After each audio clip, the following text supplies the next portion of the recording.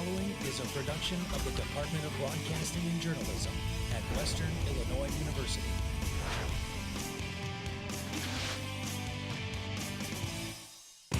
Up on Live at 4, hard times are among Western Illinois University as the institution faces higher budget cuts next fiscal year. What President Jack Thomas says about the issue ahead. Was the Leatherneck men's basketball team able to walk away victorious after competing against Dominican University? Colin Miller will tell us more in sports. Live from Salee Hall in high definition.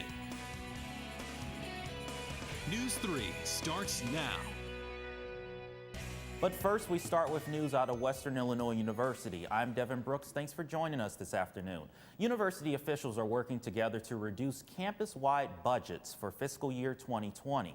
Western Illinois University Jack Thomas met with vice presidents, deans, directors, and department heads this morning to further discuss budget reductions. In a statement released by Thomas, it's confirmed that the school will reduce expenditures by $5 million this fiscal year. In addition, each university division will reduce its budget, including personnel, to decrease expenditures by $21 million for fiscal year 2020. Administrative services, student services, the Quad Cities campus, and the Office of the President will identify its proposed reductions by November 30th. Academic Affairs will identify its proposals by December 7th. Decisions will be released at the end of January. Sticking with WIU coverage, the Board of Trustees are surrounded by controversy, violating an open meeting law, leading to the resignation of the board's chair. The Illinois Attorney General says the board held a closed meeting back in June where they discussed personnel matters involving employees, programs, and the university's budget. But those subjects only are to be discussed in public. Since the news broke and the audio recordings from the meeting were released, former board chair Kathy Early resigned from the board, and in response, the current chair released this statement, saying the board acknowledges it did not comply with the Illinois Open Meetings Act. The board will now have to undergo additional training. The next Board of Trustees meeting is December 14th. If you're leaving your vehicle on campus this Thanksgiving break, Parking Services is reminding you what to do. Residents at North Quad are being asked to park in this highlighted area between the residence halls and the rec center. Also, the Office of Public Safety is reminding students that parking rules and regulations are being enforced over the holiday break.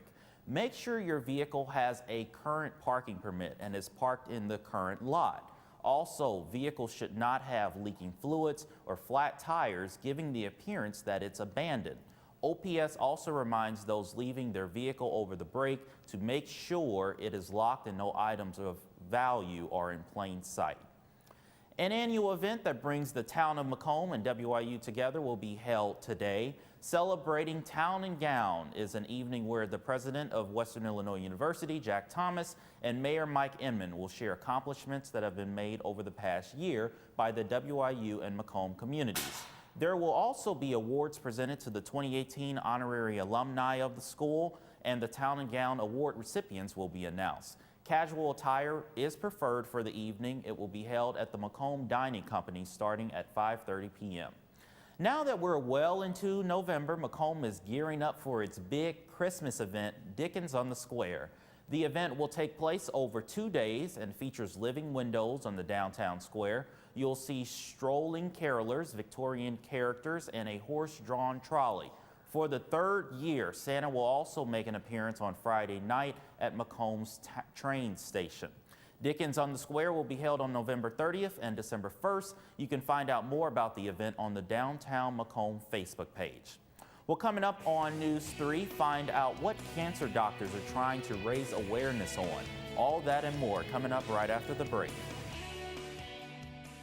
I learned broadcasting for 3 years in high school, so towards my senior year, I was pretty much invested in wanting to pursue a career. And I do enjoy it now, but I'm searching for a way to make sure that it's something that I want to pursue after college. That way, I'll be able to wake up every day and say, this is something I want to do, this is something that I love, this is something that I can teach, I can spread, I can affect people with.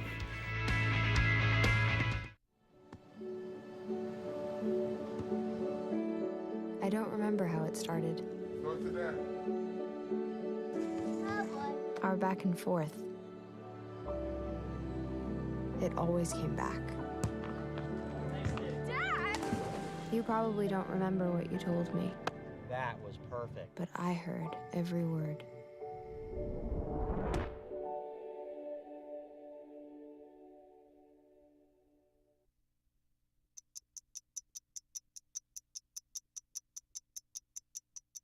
I was living in a shelter, juggling 3 jobs. I had to be resilient. That's something that you can't teach.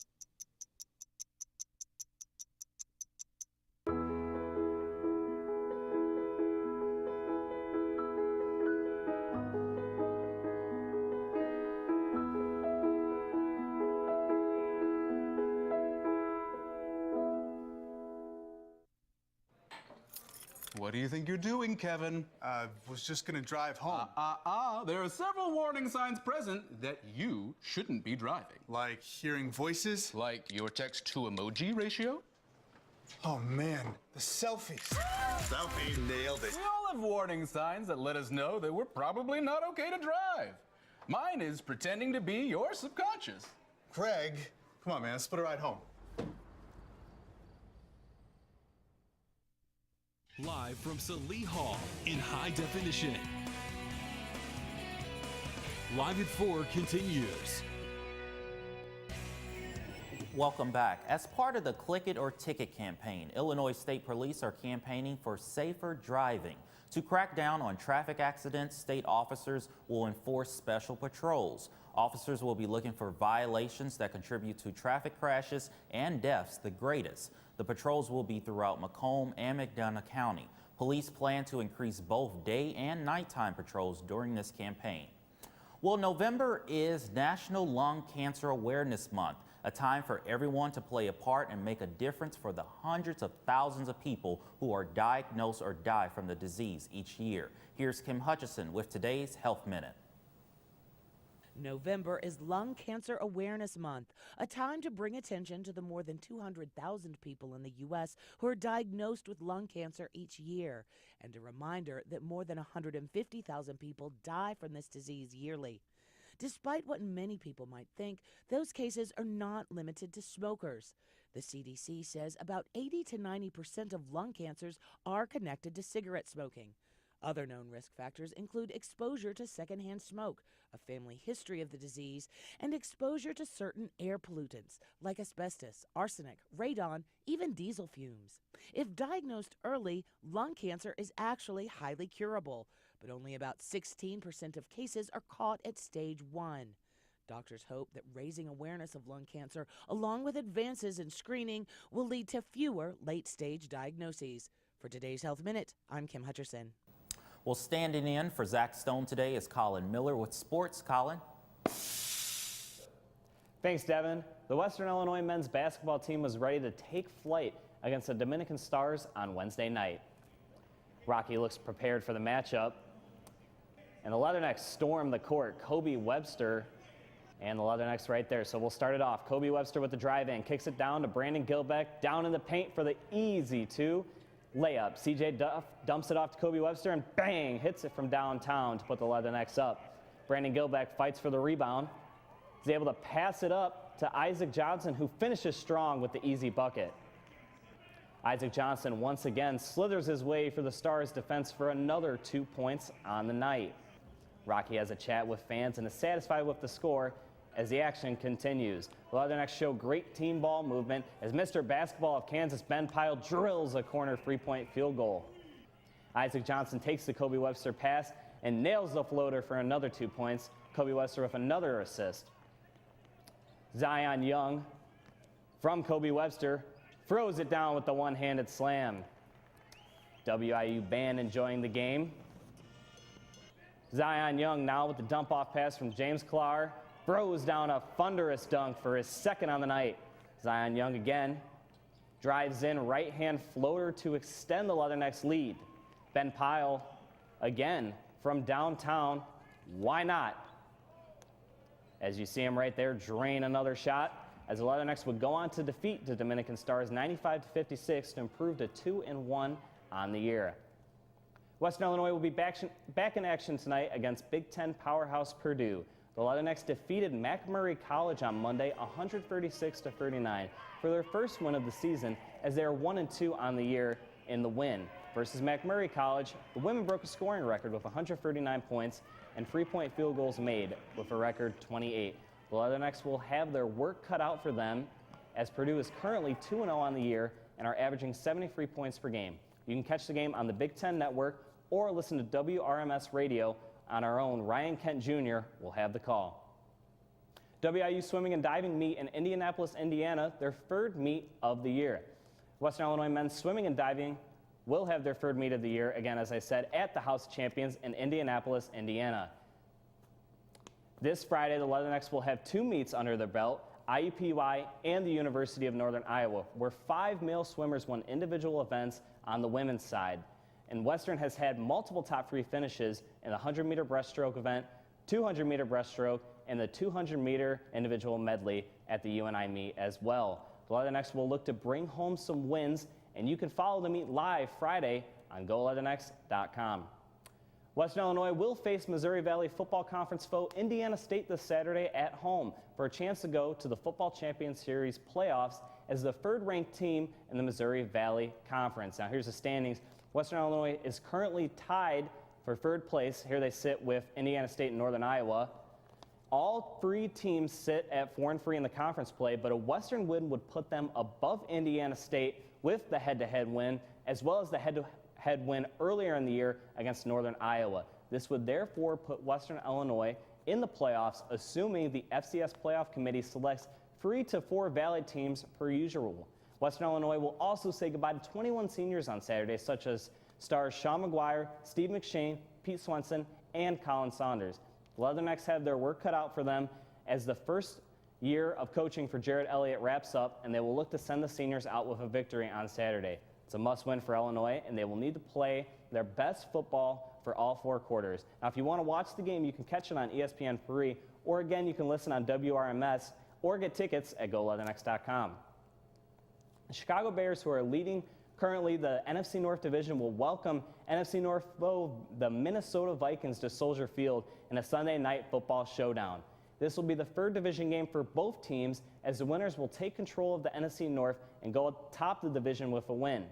The Bears defeated the Detroit Lions last weekend, 34-22 last weekend, to improve to 6 wins and 3 losses on the year, while the Minnesota Vikings are currently 5 wins, 3 losses, and 1 tie, coming off of their bye last week as well. This game will help ultimately decide who will be the division champion of the NFC North. You can catch the game live on NBC at 7:20 p.m. Sunday. That's sports. Now, Devin, back to you. All right, thanks, Colin. We'll stick around, find out which lucky professor made it in the top 10 best journalism educators, according to NEWS3 magazine.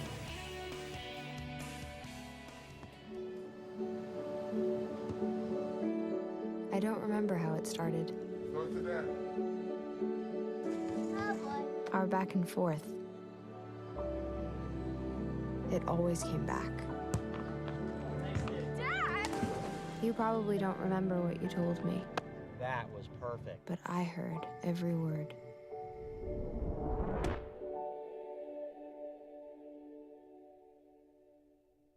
Take a look under your bed. Find stuff under there? What about jobs? No? Now try your closet. Still no jobs? Just more stuff? Well, you really have both. See, stuff is defined as household articles considered as a group. Sometimes this stuff is no longer needed. Wait, no longer needed? That can't be right. Because remember those jobs you were looking for? Those are really needed, and they're the stuff inside your stuff. Our job is to unlock those jobs, and it starts when you donate your stuff to your local Goodwill. Here's how we do it. When you donate to Goodwill, we sell your stuff to provide job training for people right here in your community. So just by teaming up with Goodwill, you help create jobs. And isn't that worth parting with the leftover keytar from your 80s cover band? Goodwill. Donate stuff, create jobs.